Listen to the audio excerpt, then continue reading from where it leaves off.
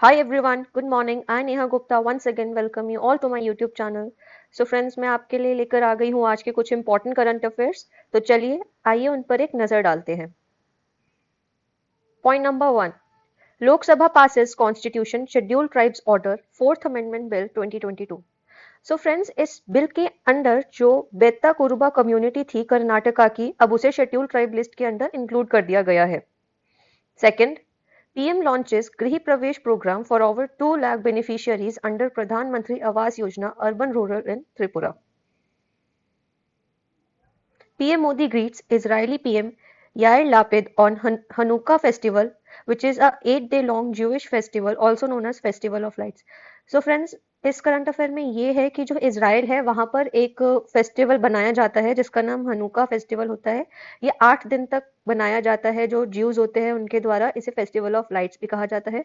तो इसी फेस्टिवल के कॉन्टेक्स्ट में, इसी त्योहार के उपलक्ष्य में हमारे पीएम मोदी ने इज़राइल के पीएम को बधाई दी है। Next, passenger ferry service is slated to commence from next month between India and Sri Lanka. The ferry service will connect the Kankesanthurai port in Jaffna district and Pondicherry.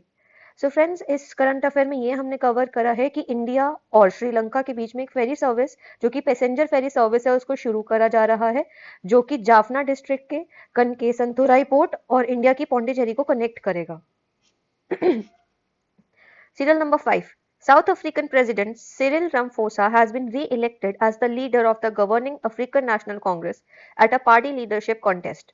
He is widely viewed as the country's most popular politician. 6. The Bihar government on 18 December 2022 appointed senior IPS officer R.S. Bhatti as the new Director General of Police of the state. दोस्तों, Bihar government ने अभी हाल ही में RS. भट्टी को बिहार का DGP घोषित किया है। Science and Technology Minister Jitendra Singh informed that India climbed to third spot from seventh in scientific publication ranking. दोस्तों, scientific publication ranking में इंडिया की रैंक थर्ड आई है। India's Sargam Kaushal wins Mrs. World 2022 title. Mrs. Polynesia was named the first runner-up, followed by Mrs. Canada as the second runner-up. Ceremony took place at Westgate Las Vegas Resort and Casino on 17 December 2022. Friends, India की सरगम कौशल को Mrs world 2022 के title से नवाजा गया है।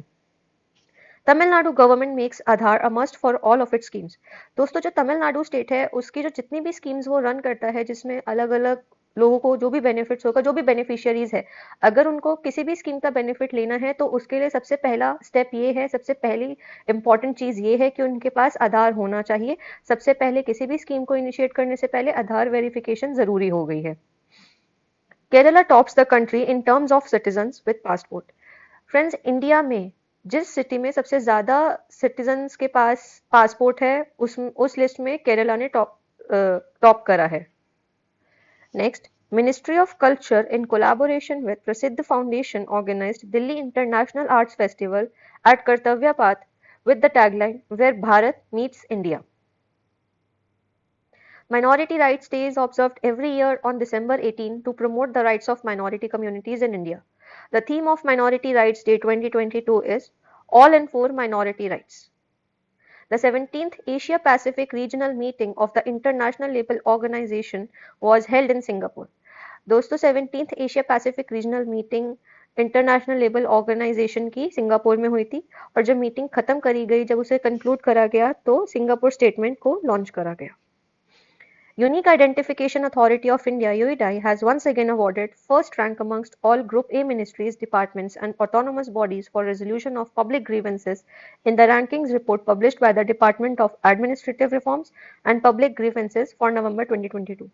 दोस्तों, जो एक ऑर्गेनाइजेशन है, जो अथॉरिटी है, जिसको हम unique identification authority of India (UIDAI) के नाम से जानते हैं, उसे फर्स्ट पोजीशन पर रखा गया उसके ग्रीवेंसेज और पब्लिक डीलिंग के मैकेनिज्म के लिए। Next, World Health Organization (WHO) named Dr. Jeremy Farrar as its new chief scientist. WHO के न्यू चीफ साइंटिस्ट बनाए गए हैं डॉक्टर जेरेमी फरार को। India rose from the 9th rank to 5th rank as 20 Indian companies feature in 500 most valuable ones in the world as per the 2022 Hurun Global List. NMDC won the coveted IEI Institution of Engineers India Industry Excellence Award 2022 in Chennai. The largest producer of the iron ore in the country was felicitated at the 37th Indian Engineering Congress for its outstanding performance and the high level of business excellence. Union Railway Minister Ashwini Vaishnav has been appointed as the first Chancellor of the Gati Shakti University, Vadodara, by President Srimati Draupadi Murmu. दोस्तों union railway minister Ashwini वैष्णव को गति शक्ति university जो कि वडोदरा में है उसके first chancellor के रूप में अपॉइंट करा है।